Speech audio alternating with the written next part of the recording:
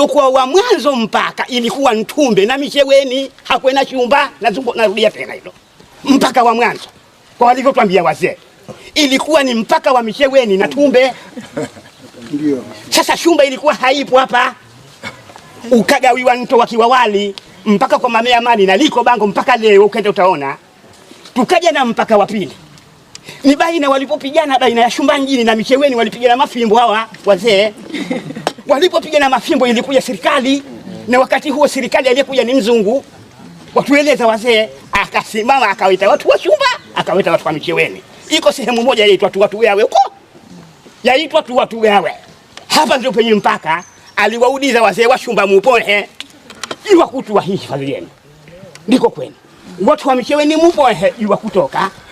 Sasa akituambia kwamba kuna hapa mpaka wake huyu ungia mpaka ndani huku, ili hatukubaliani nayo. Kuna eneo lenu la hifadhi na sisi tuna letu la hifadhi, pale tuliachiwa tukiwekwa pamoja. Sasa hamtaki na mipaka kupasuliwa ni Mwenyezi Mungu na hao watu wajua, wote hawa mpaka wao wote wajua, hawa vijana wajua na sisi twajua.